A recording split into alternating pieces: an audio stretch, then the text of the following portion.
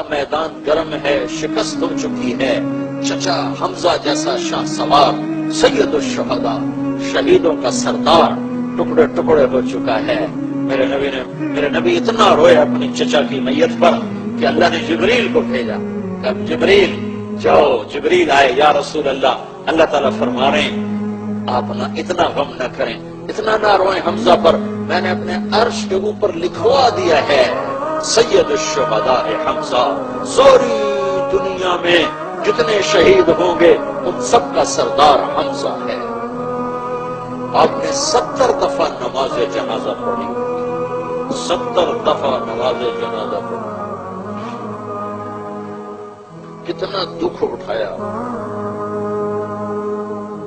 مدینے میں واپس آئے تو ہر گھر سے رونے کی آواز آ رہی تھی کہ 70 میں سے صرف 4 ہیں مہاجرین جو شہید ہوئے، باقی 66 تو انصار شہید ہوئے تھے۔ تو جب آپ نے چاروں طرف رونے کی آواز سنی تو آپ کے آنسو بے اختیار نکلنا شروع ہو گئے۔ آپ نے فرمایا آج سب کے رونے والے ہیں، میرے چچا کے رونے والے ہی پڑے، اما حمزہ تو فلا بابا کیا، کیونکہ بنو ہاشم میں سے کوئی تھا نہیں جو وہاں روتا۔ یہ خوفناک گھاٹی سے گزرے اور صحابہ بکھر گئے۔ خالد بن ولید کا حملہ اتنا شدید تھا، چند لوگوں نے آپ کو گھیرے میں لیا ہوا تھا، ایک ابو بکر، ایک عمر، ایک علی، ایک طلحہ، ایک زبیر، ایک سعد بن العاص، ایک سہل بن حنیف، ایک مصعب، ایک عبادہ بن صامت، ایک عباد بن بشر، ان لوگوں نے آپ کو گھیرے میں، ایک ابو دجانہ رضی اللہ تعالیٰ، یہ 10-12 آدمی تھے جنہوں نے آپ کو گھیرے میں لیا ہوا تھا، اور ایک قتادہ بن نعمان، یہ 12 آدمی تھے جنہوں نے آپ کو گھیرے میں لیا ہوا تھا، اور پورا زور پڑ رہا تھا آپ تک پہنچنے کے لیے، اور آپ تک پہنچنے کی کوئی سبیل نظر نہیں آ رہی تھی۔ حضرت طلحہ ہر تیر کو اپنے ہاتھ پر روک رہے تھے، یوں اپنے ہاتھ پر روک رہے تھے، ساری زندگی کے لیے حضرت طلحہ کا ہاتھ بیکار ہو گیا۔ قتادہ بن نعمان جب ان کا ہاتھ شل ہو گیا تو قتادہ آگے سینہ سپر ہوئے، تو آگے کھڑے ہو گئے، تیروں کو لے رہے تھے، زرہ تھی، تیر زرہ میں اٹک رہے تھے، پر ایک تیر آیا اور آنکھ میں آ لگا اور اندر چلے گئے۔ تو انہوں نے مڑ کر اللہ کے نبی کو دیکھا تو ایسے آنکھ نکلی ہوئی اور خون بہ رہا، تو اللہ کے نبی رونے لگے اور ان کے تیر کو کھینچا اور اس کے ساتھ اس کا کیما نکل آیا۔ اے میرے رب، قتادہ کی آنکھ تیرے نبی کی حفاظت میں ضائع ہوئی ہے، آج میں تجھ سے سوال کرتا ہوں اس آنکھ کو پہلے سے زیادہ حسین بنا دے۔ اور وہ ایک کیمے کو اٹھا کر ان کی آنکھ میں رکھا اور اوپر ایسے ہاتھ پھیرا، آنکھ کھولی تو پہلے سے زیادہ حسین ہو چکا تھا۔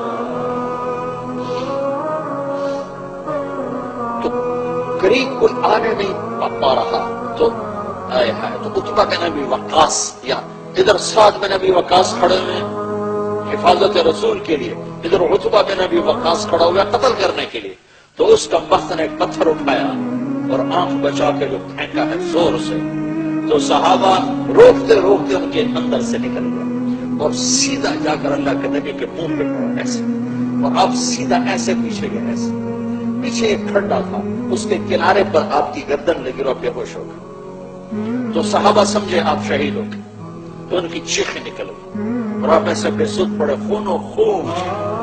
اللہ کو پانے کے لیے حبیب اللہ نے یہ کچھ دیکھا۔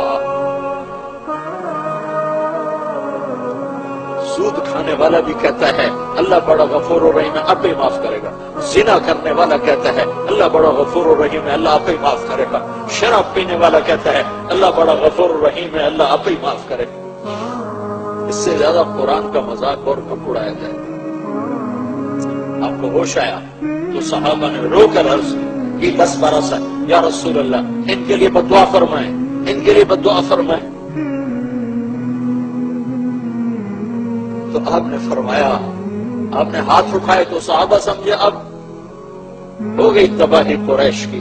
آپ نے کہا ہائے ہائے اللہم اغفر لقومی فانہم لا یعلمون، یا اللہ میری قوم کو معاف کر دے، انہیں معاف کر دے، جنہوں نے مجھے پتھر مارے، یہ مجھے جانتے نہیں ہیں۔ ایسی وفا ڈھونڈو، ایسی وفا کہیں سے لاؤ کوئی ایسا وفادار ہے تو لاؤ، نہیں تو غلامی مصطفیٰ پہ آؤ۔ کی محمد سے وفا تو نے تو ہم تیرے ہیں، یہ جہاں چیز ہے کیا لوح و قلم تیرے ہیں۔ یہ تبلیغ کی جو محنت ہے، یہ اس کلمے کو سیکھنے کی محنت ہے کہ ہم اللہ اس کے رسول کی مبارک زندگی کو اپنی زندگی بنائیں، اس کو سیکھو، اس کے لیے نکلو۔ اور یہ ختم نبوت کی محنت ہے کہ ہمارے نبی کے بعد کوئی نبی آنے والا نہیں ہے، تو آپ کا پیغام اور تک پہنچانا ہمارے ذمہ ہے۔ ہم لوگوں کے پیچھے پھریں گے جیسے لوگ سودا بیچنے کے لیے بازار میں آتے ہیں، ہائے ہائے ہر چیز کی آواز لگ رہی ہے، لہسن لے لو، لہسن لے لو، کنو لے لو، کنو لے لو، کپڑا لے لو، کپڑا لے لو، ہر صدا لگ رہی ہے۔ نہیں لگ رہی تو میرے نبی کی صدا نہیں لگ رہی۔ کلمہ پڑھ لو، کلمہ پڑھ لو، جنت پالو، اللہ کو پالو۔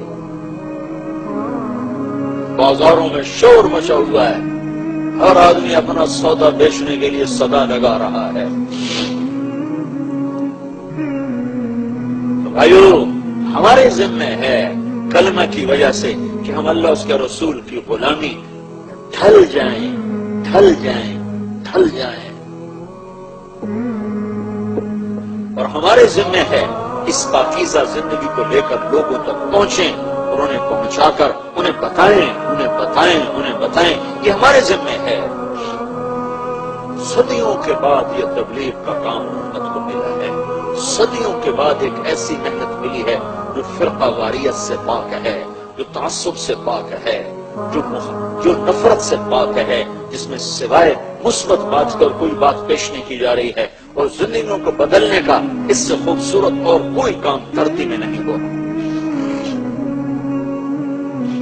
تو جہاں مرضی رہو، غلام مصطفیٰ بن کے رہو، اپنی پہچان کے ساتھ رہو۔ مرنے سے پہلے پاسپورٹ بنواؤ محمدی۔ پاسپورٹ پہ ہی ویزا لگتا ہے نا، پاسپورٹ نہ ہو تو ویزا کہاں سے لگے گا؟ محمدی پاسپورٹ بنوا لو تاکہ اس کے اوپر جنت کا ویزا لگ سکے۔ یہ میں ایسے نہیں کہہ رہا ہوں، مجھے ایک حدیث یاد آ گئی بڑے زمانے کے بعد، پل صراط پر گزرتے ہوئے ہر آدمی کو وہ پاسپورٹ دیا جائے گا۔ جواز، عربی میں جواز کہتے ہیں پاسپورٹ۔ پل صراط پر پہنچے گا تو پاسپورٹ اس کو دیا جائے گا، یہ آپ کا پاسپورٹ ہے، یہ جنت کا ویزا ہے۔ یہ پاسپورٹ اسے ملے گا جس کے وجود میں محمدی زندگی موجود ہوگی۔ چونکہ پل صراط کفار کے لیے نہیں ہے، صرف مسلمانوں کے لیے۔ کافر تو سیدھے جہنم کے دروازوں سے دھکیل دیے جائیں گے آگ میں۔ وَسِيقَ الَّذِينَ كَفَرُوا إِلَىٰ جَهَنَّمَ زُمَرًا حَتَّىٰ إِذَا جَاءُوهَا فُتِحَتْ أَبْوَابُهَا، وہ تو ادھر سے جائیں گے، سیدھے ہی دروازوں کے ذریعے سے پھینک دیے جائیں گے۔ نہ فرمان مسلمان جہنم میں جائے گا اوپر سے ہوگا، وہ دعوے دار میں جنت کا جانے والا، چلو چلو، وہ چلے گا تو وہ نصیبوں والے ہی ہوں گے ان چلنے والوں میں کہ جب وہ پل صراط پر آئیں گے تو نیچے سے جہنم کہے گی، بابا جلدی کرو، تیرے نور نے مجھے ٹھنڈا کر دیا، بابا جلدی گزرو، جلدی گزرو، جز جز فقد اطفأ نورک لہبی، بابا جلدی گزر، تیرے نور نے مجھے ٹھنڈا کر دیا۔